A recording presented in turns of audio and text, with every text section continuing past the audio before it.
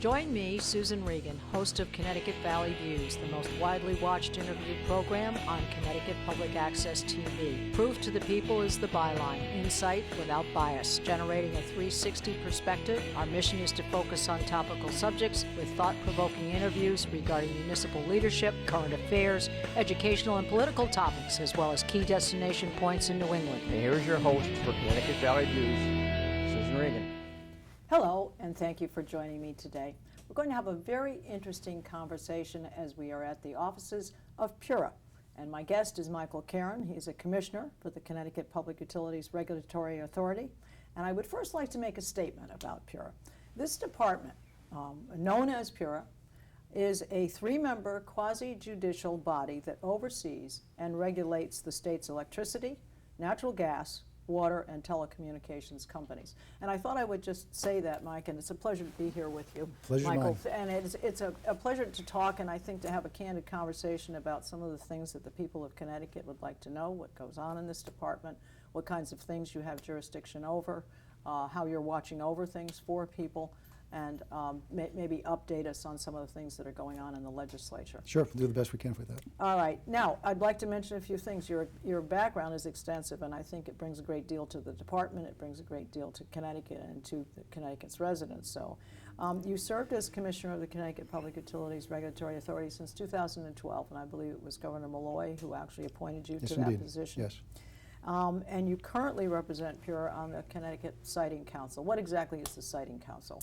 The Siting Council is an organization that literally allows or is authorized to allow various utility or infrastructure things to go into a particular place. And the whole point is to take the local prejudices out of the decision-making process, and they just have to be sure that it's environmentally compatible, falls within all applicable state and federal laws, and if the proposal satisfies those requirements, then it's approved. For instance, we just approved the Oxford Tewantic gas power plant over on the Middlebury-Oxford line in the industrial park there.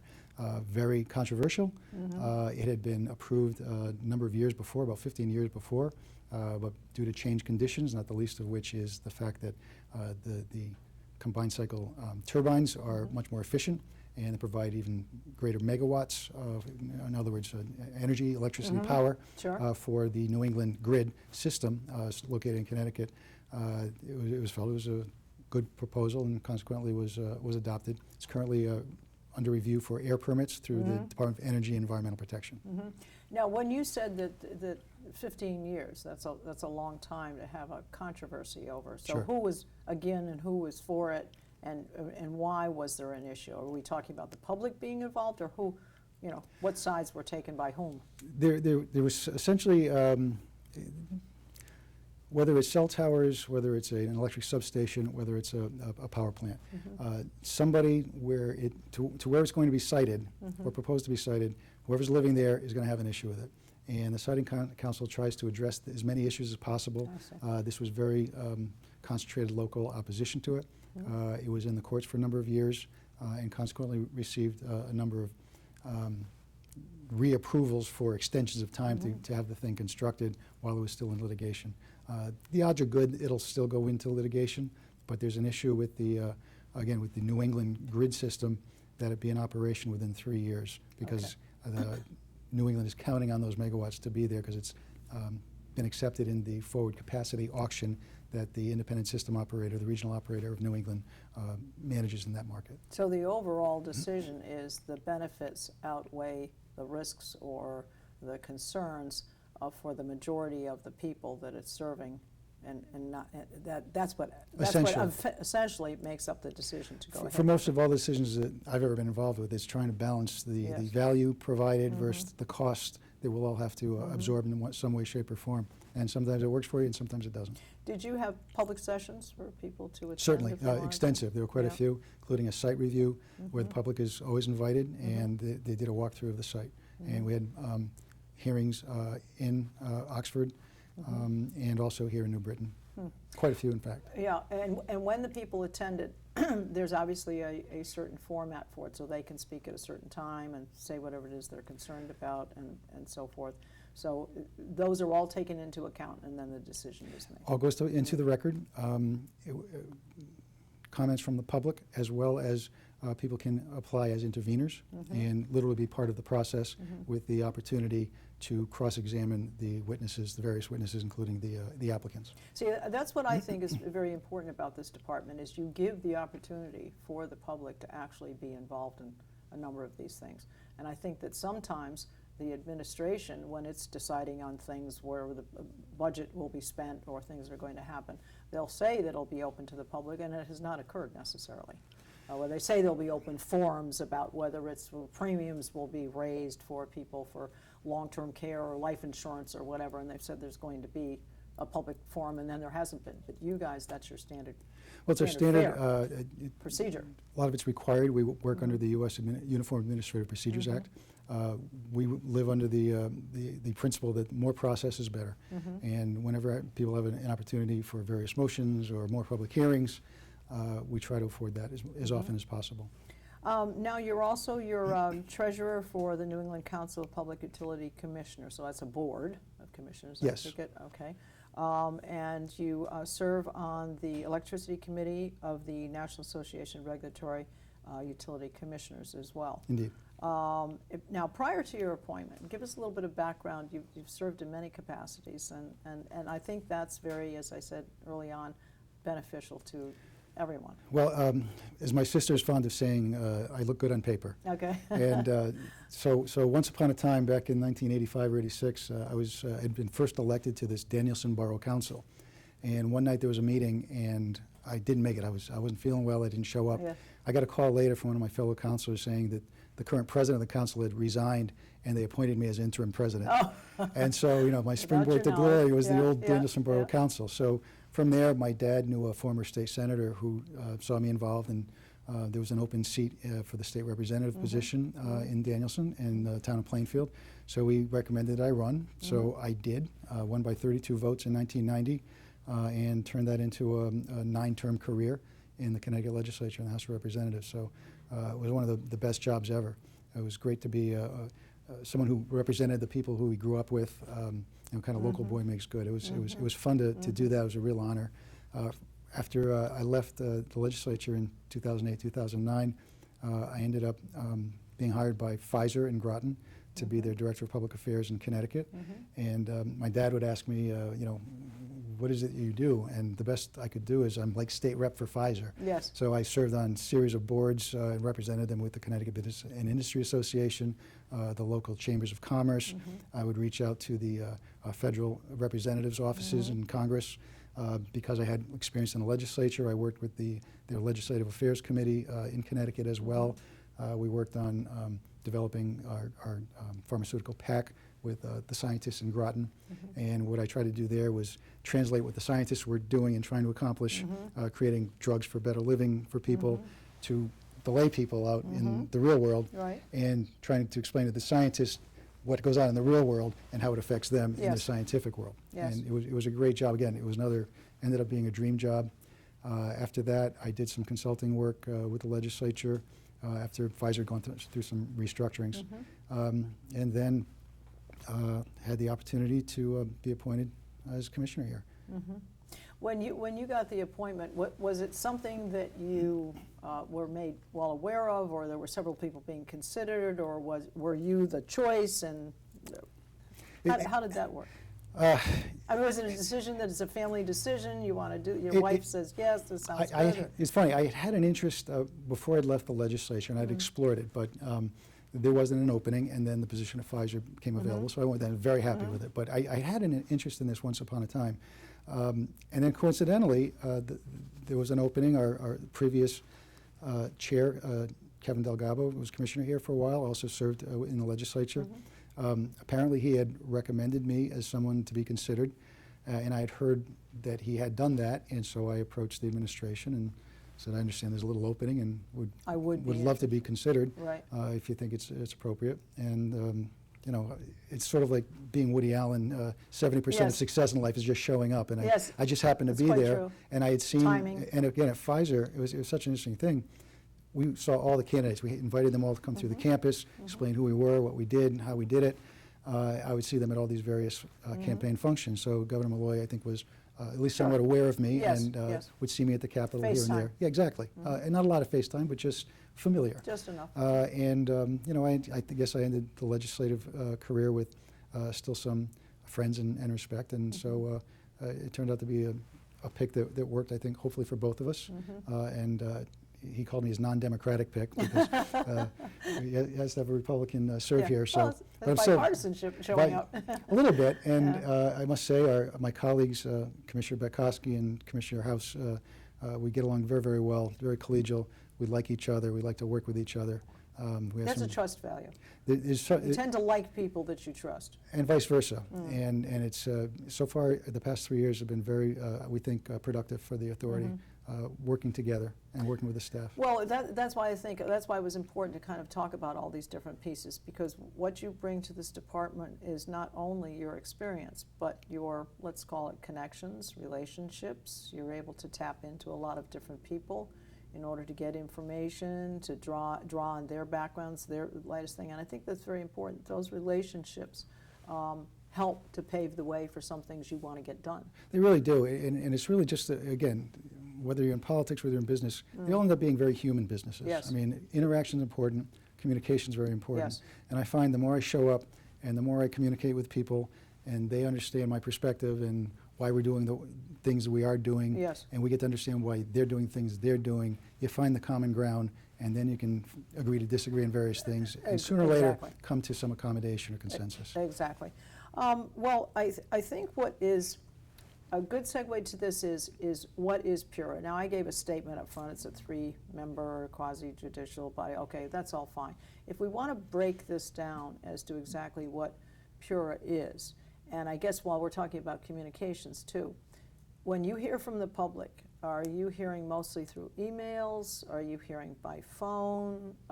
How is it that you hear from the public about whether issues, questions, comments, concerns? How do you hear it? Various avenues, and all of those things. They will call our Consumer Affairs Unit. They will send emails. Obviously, the public hearing process during various dockets and proceedings. You hear things when you just walk around and people know you or know what you do. When I walk through the legislature, on behalf of their constituents, members will come up to me and ask me, gee, what's going on with this, and how can we address that? And again, so there are a variety of ways of people getting in touch with us.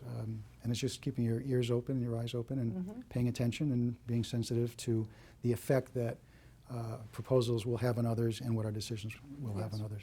Well, getting a little bit closer to home, because I as a consumer think about this, and I think that a lot of our viewers are going to be concerned about this. When we talk about the electricity rates, and we have the generation rate, and we have the provider and so forth, and these rates that are offered to consumers from which they can choose from this menu of people, and sometimes there are variable rates, you can get a fixed rate, and I think what we need to provide here as an explanation is the fixed rate could be over, say, a year or 2 years, but that will start out as at a higher rate than you might see for the bargain variable rate, but that's because it's going to be fixed, it's not going to go lower, it's not going to go higher, and then you have all of these ones that differ by maybe a nickel or 10 cents or 13 cents and so forth.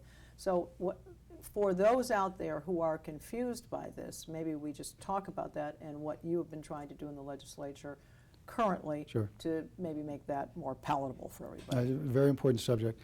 And I just want to preface everything by saying what we found during the polar vortex, and we heard from people from all over, and by the way, we had public hearings in Farmington, Norwich, Waterbury, Brookfield, Milford, as well as New Britain.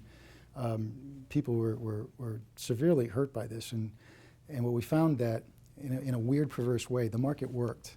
And we found that a lot of people, this is not a market they should be in. If you like clipping coupons, you like paying attention, you like getting a good deal, you might want to be doing this, but you have to be very active as a consumer. And if you want to sleep well at night, you probably want to be on the standard offer. Right. And so we're trying to get the message out there, this is not a market for everyone. Right. Don't be seduced by chasing the shiny pennies, as it were. But there are places where people can save real money for themselves, but they got to be active. Now, you can do it in a variety of ways. As you said, using some of the month-to-month rates, or maybe 3-month rates. Those will generally be lower or very close to the standard offer that Eversource, formerly CLP, and United Illuminating offer.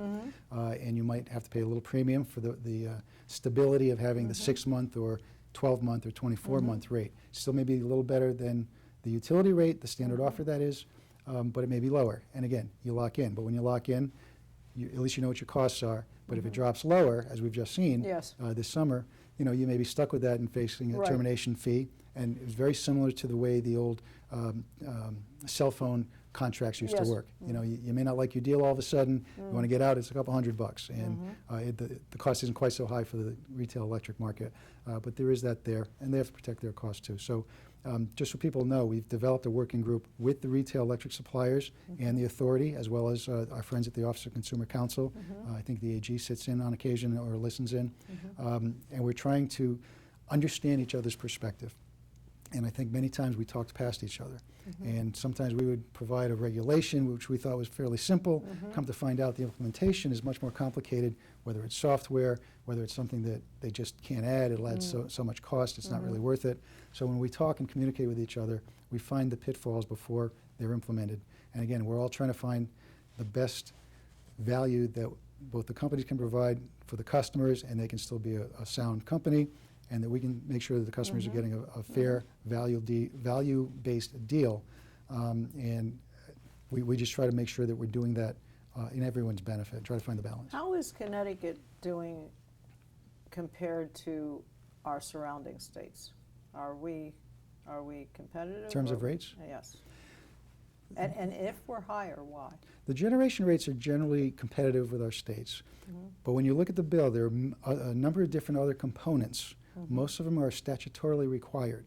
The general service, the service benefits charge, the federally mandated congestion charges, there's the conservation load management charge, there's a non-bypassable federally mandated congestion charges.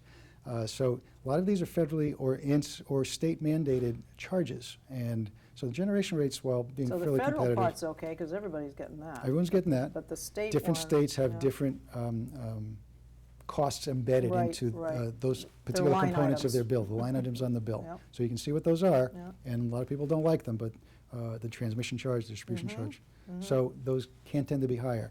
An important reason for that, New England's going to be higher than other sections of the country for the very simple reason, very physical. We're at the end of the supply chains, we're at the end of the pipelines, we generally have a higher wage structure, we have stricter social safety nets. Is that because of unions? Or?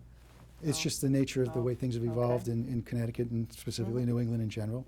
And we have fairly strict environmental regulations. These all add costs, benefits being higher quality of life, some would say, but it makes it difficult to be competitive on price. Yes. And sometimes you can't always chase price. You have to determine what's your value proposition all in. What's benefits? When we're talking about consumers calling in, writing in, whatever, and they're contacting you, are there things that are out there that are going on that you folks are watching over that the consumers may not be aware of because it's not hitting them directly in their pocketbook, but there are things you're aware of that you're managing, monitoring, gatekeeping on that we may not be aware of on a daily basis? Yeah, a lot of that, for instance, the comprehensive energy strategy from Connecticut that our friends here at the Bureau of Energy and Technology Policy have developed. And it was an effort to expand the availability of gas for consumers as well as commercial and industrial uses. And again, being at the end of the gas pipelines, they're only so big. And one of the subtle complications of things is you can't build more pipe than the gas companies have already sold. So it has to be kind of contracted for before they can build more pipe. Otherwise, it's not a prudent investment and they'll never recover the costs, which is part of what we do. So we have to monitor and find that balance. So we've been trying to go through that right now. And of course, with oil prices coming down, I mean, almost more than 50% in the past year and a half, consequently gas prices have been depressed or there's downward pressure on those prices, which makes the incentive for gas conversions a little less attractive, I guess. That's going to be a problem. So, you know, in terms of the gas companies hitting those targets they were hoping to get when oil prices were higher. Yes. Well, another area of which you folks are involved in is that you, what types of matters does PURA adjudicate? What types of things do you get involved in where you're actually being kind of the mediator? Well, yes, so I'm often asked, so what it is that you do there at PURA, or what did you do as a legislator? What's your daily? Well, I've often said, my job's pretty easy. All I have to do is say yes or no. Yes, And- yeah. But it's getting there. That's the right, real fun. right. So, typical day is, meeting with staff on various dockets that are going to come before me. Yes. A lot of reading. We have various drafts. Obviously, the way the process works is somebody makes an application. They provide what's called pre-filed testimony about what it is they're trying to do, how they're going to accomplish it, what's going to cost, what are the value and the benefits down the road. And then again, our Office of Consumer Counsel is an automatic party to all these types of dockets, as the Attorney General also sits in on all these things, looking out for the ratepayer. Then we'll send out what we call interrogatories, just questions based on these Yes. pre-filed testimonies. Yes. Again, you said this in your pre-filed testimony. What did you mean? Or where are the numbers going, and how is this affecting whatever it is you're going to do?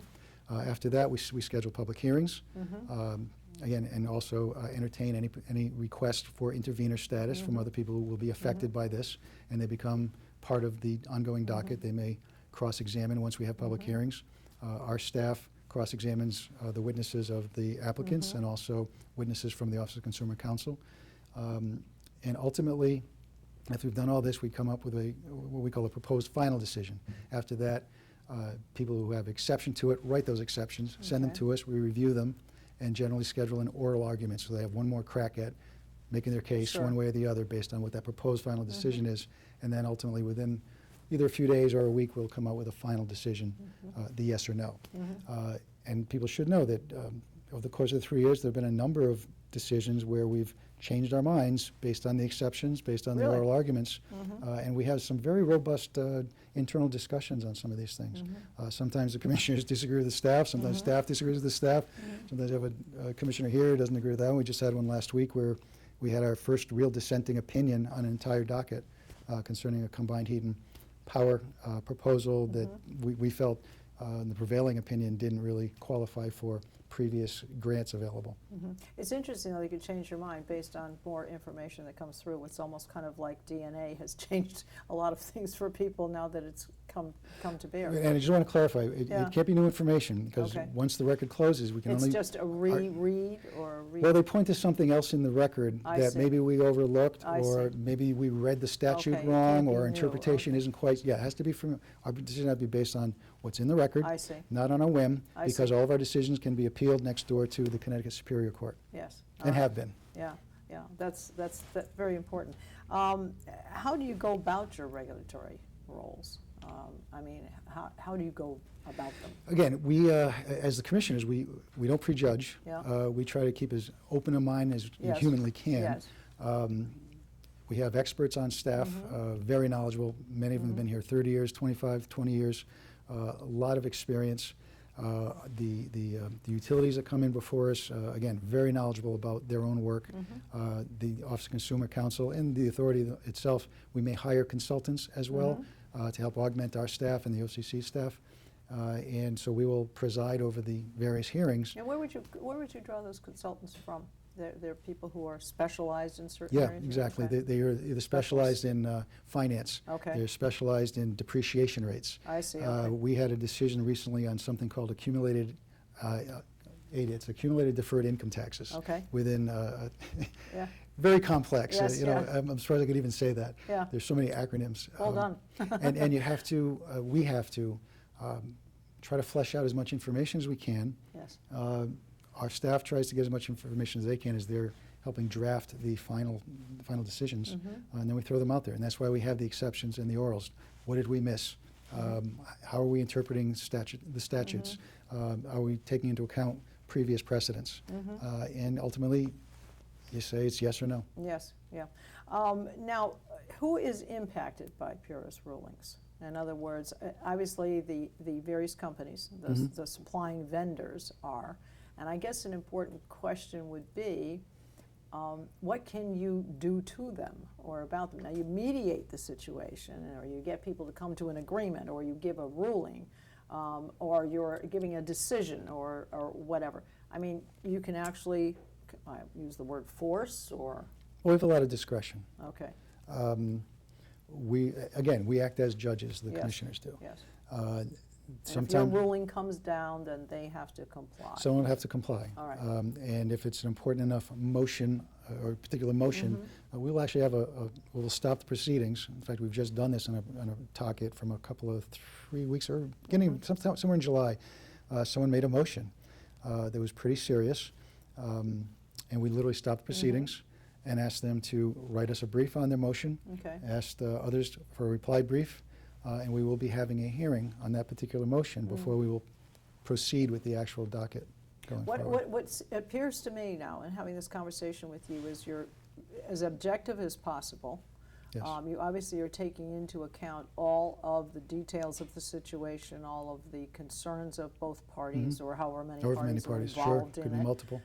You're bringing in experts and specialists to help you make that determination. Do you ever hear back from whoever has been involved in it that they don't think you've been fair enough? I mean, I know you have plenty of time to come back and one more opportunity to speak and so forth. Have there been any situations where, okay, you did the whole thing and it's been decided and so forth, but someone still is just complaining? Sure, there has been some of that, and I think the goal that Commissioner House and Bukowski and I have, that we work toward getting to this point, that you may not agree with the decision that we came up with, but we hope you walk away feeling you got a fair shot at it. Yes. And so that's why we try I to would provide as say, much yeah. process as we can. We try to keep as open in mind as long as we can. It's the thing with people in elective office. People say, oh, you can't get a straight answer out of them. Well, the fact is we try to find enough wiggle room because things change as you go along. So you hold off that yes or no as long as you can till you get all that information. Now, have some been disappointed and still don't feel they got a fair shot? Yeah, there's some of that. But again, we aspire so that you feel like you did get a fair shot, and we try to bend over backwards. And I would say, again, it's an observation on my part, that this would be one of the most bipartisan departments you could find within our state, because you give so much opportunity for the sides to be heard, for all the information to be considered, for everybody to have their chance to speak, for everybody to have their time to come back and one more rebuttal and so forth, to come to a conclusion that's going to be good. Because net at the end of the day, you want to be able to say that PURA has done a good job. yeah, and I hope that's the case. And there's some commissions I mean, nationwide. I don't feel a lot of politics in here. No, It doesn't feel no, political not here, to me. but it does happen in other jurisdictions. I won't say it doesn't. There's some commissioners that I've heard, they don't really talk to each other. Some are bigger and they have separate offices. You know, Yes. but Commissioner House and Bukowski and I, we often have lunch together. I mean, Yes. we enjoy each other's company, Yes. and sometimes we like to mix it up. And Yes. we're policy wonks from way back, so Yeah. it's fun to do that. Yeah. Well, just very quickly, we've covered, hopefully, a lot of Hopefully. yes, good information for our viewers. But what challenges do you see lying ahead on the 21st century? Well, there's been a lot of talk about reforming the energy vision in New York. They literally have a docket called Reforming the Energy Vision. And it's an effort to try to, say, modernize what really is about a 120-year institution of the grid, and what is the role of the regulatory model going forward. Should there be more competition? Should there be performance incentives within rates for utilities to take? And the balance is, utilities aren't necessarily, they don't take risk, they're risk averse, Yes. and justifiably so, because we have to determine if their decisions were prudent, and if they aren't, they can't recover their costs, consequently it hurts their rate of return. So how do you change that model, or should you change that model? Yeah. So these are some of the things we're beginning to They're wrestle with. lying out there in the road. How do you waiting to be incorporate addressed. solar power, wind power, hydropower, tidal power into a grid that for the most part has worked pretty well, but public policies change, Sure. and so our objectives are different, and how do you do it without breaking the grid Yeah. that's worked so well for so long? Well, Michael, it's been such a pleasure. Pleasure's been mine. This has been great. Thanks for coming in. Delighted to speak with you, and I'd like to give some information for our viewers. They can certainly find out more information online at ct.gov/PURA, or you can call their 1-800 number 382-4586. I'd like to remind you to like us on Facebook and see all of our programs on our website at ConnecticutCTValleyViews.com. This is Susan Regan. Thank you for joining me and bringing proof to the people.